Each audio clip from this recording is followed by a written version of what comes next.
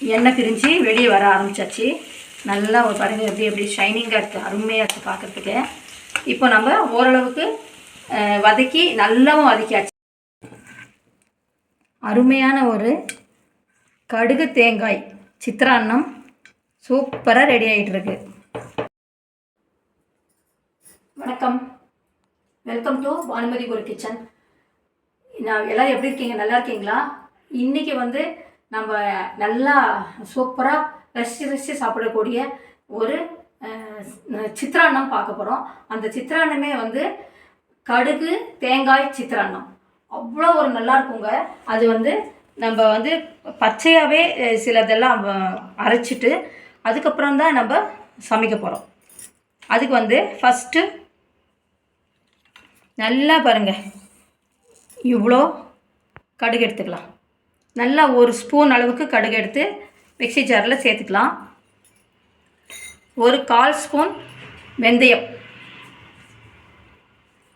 சேர்த்துக்கலாம். ஒரு ஸ்பூன் ஜீரகம், இதையும் மிக்ஸி ஜாரில் சேர்த்துக்கலாம். கொஞ்சம் கருவேப்பிலை சேர்த்துட்டு இது ஃபஸ்ட்டு மிக்ஸியில் ஒரு அடி அடிச்சுக்கலாம்.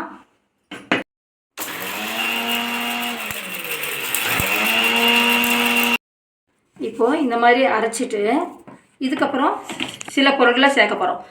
ஃபஸ்ட்டு கடுகு, வெந்தயம், ஜீரகம், கருவேப்பிலை இது 4ம் இப்போ வந்து நான் வந்து பவுடர் பண்ணியிருக்கேன். இப்போ வந்து நம்ம கொஞ்சம் வெல்லம் ஆட் பண்ணிக்கலாம். வெல்லம் சேர்த்தாச்சு. இப்போ வந்து தேங்காய் நல்லா ஒரு 1/2 மூடி தேங்காய் இதில் சேர்க்கலாம். நல்லா அதாவது நம்ம எவ்வளோ சாதம் பிசைகிறோமோ அதுக்கு தகுந்த மாதிரி மிளகா, ஒரு 2 பச்சை மிளகா, நான் காமிக்கிற அளவுக்கு 2 பச்சை மிளகா, இது வந்து ஒரு 3 4, இது நல்லா கலரும் கொடுக்கும், நல்ல டேஸ்ட்டாகவும் இருக்கும். வேடிக்கை காய் சில்லி இதையுமே வந்து இதில் சேர்த்துக்கலாம். கொஞ்சம் மஞ்சள் பொடி,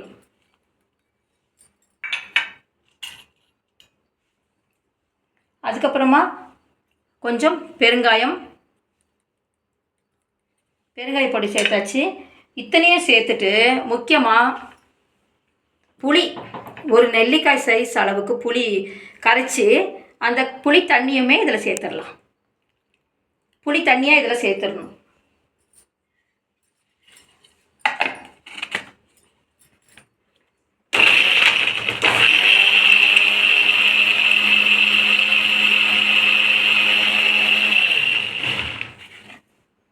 இதுவும் இதில் சேர்த்துருக்கேன். இப்போ தேவையான அளவுக்கு அவ்வளோதான். இப்போது மிக்ஸி ஜார் எடுத்துடலாம். பண்ணி ஒரு கடாய் வச்சுக்கலாம். இப்போது கடலெண்ணெய் தான் இதுக்கு சேர்க்கணும். கடலெண்ணெய் சேர்க்கும் போது தான் இது வந்து ரொம்ப சூப்பராக இருக்கும். கடலெண்ணெய் நல்லா சேர்த்தாச்சு. இப்போது இதுக்கு தேவையான கடுகு கொஞ்சம் சேர்த்துக்கலாம்.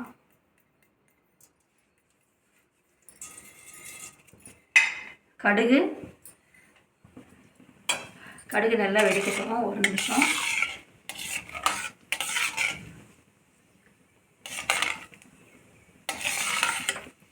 கடுகு வெடிக்க ஆரம்பிச்சாச்சு. கொஞ்சம் ஜீரகம் சேர்த்துக்கலாம்.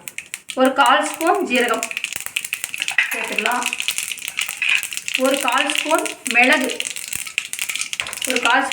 சேர்த்தாச்சு. இதுக்கு மிளகாய் சேர்த்துக்கலாம். கொஞ்சம் கடலைப்பருப்பு, கொஞ்சம் உளுத்தம்பருப்பு, அதுக்கப்புறமா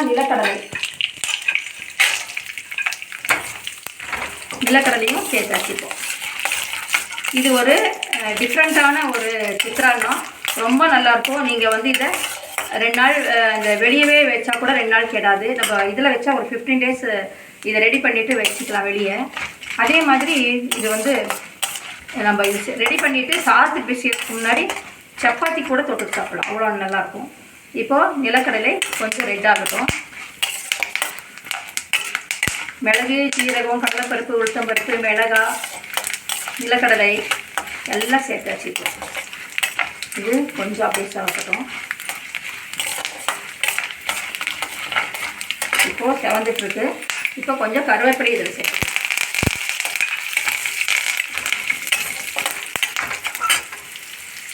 கருவேப்பிலை சேர்த்துட்டு நம்ம அரைச்சி வச்சுருக்கிற இந்த விழுது பச்சையாக அரைச்சி வச்சுருக்கோம் இல்லைங்களா, இதை வந்து நல்லா இதில் சேர்த்துடலாம்.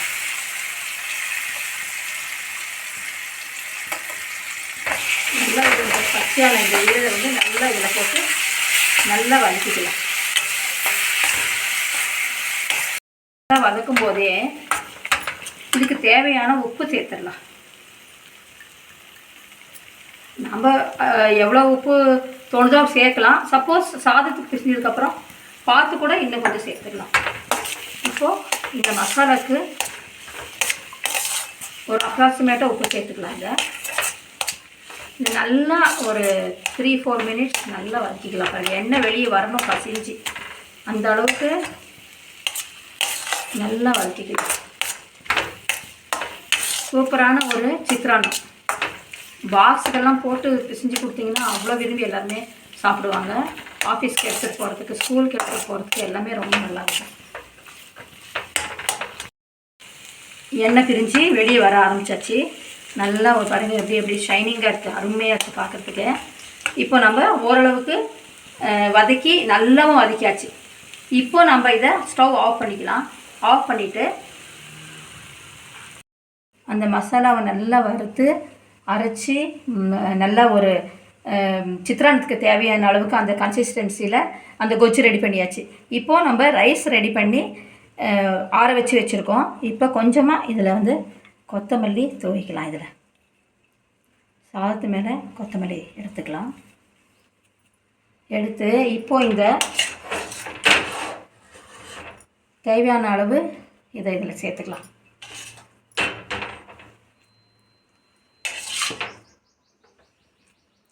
பாருங்கள், இப்போ சேர்த்துட்டு நம்ம இதில் பிசைஞ்சாலும் சரி, நம்ம வீட்டு ஆளுங்க தானே, நல்லா கையை நல்லா வாஷ் பண்ணிவிட்டு கையால் பிசைஞ்சிங்கன்னா நல்லா இந்த சாதத்தோடு வந்து இது வந்து நல்லா சேரும். அதனால் நம்ம இப்போ வந்து நல்லா வந்து இதுலேயே கையால் பிசைஞ்சிக்கலாம்.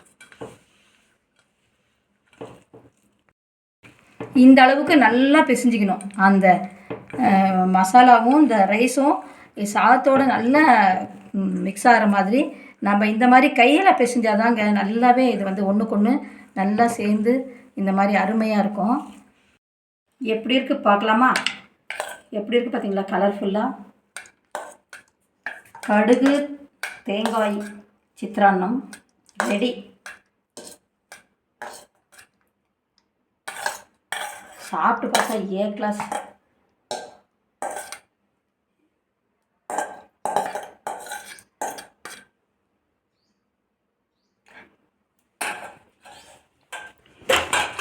பார்த்தீங்களா எவ்வளோ நல்லா இருக்குது பார்த்தீங்களா? இது வந்து டேஸ்ட் பண்ணால் சூப்பராக இருக்கும். பா, அவ்வளோ நல்லா இருக்குங்க. அந்த நம்ம வெல்லம், அந்த மிளகாய், பெருங்காயம், புளி எல்லாமே சேர்த்து அரைக்கிறோம். கடுகு அரைச்சி போட்டிருக்கதும் ரொம்ப நல்லா இருக்குது. அருமையாக இருக்குன்னா அருமையாக இருக்குது. நீங்களே செஞ்சு பார்த்தீங்கன்னா தான் நான் இந்த அளவுக்கு சொல்கிறது புரியும். கண்டிப்பாக செஞ்சு பாருங்கள். செஞ்சு பார்த்துட்டு லைக் பண்ணுங்கள், ஷேர் பண்ணுங்கள், கமெண்ட் பண்ணுங்கள். சப்ஸ்கிரைப் பண்ணாதவங்க சப்ஸ்கிரைப் பண்ணிவிட்டு இந்த வெரைட்டி எப்படி பண்ணுறதுன்னு பாருங்கள். தேங்க்ஸ் ஃபார் வாட்சிங்.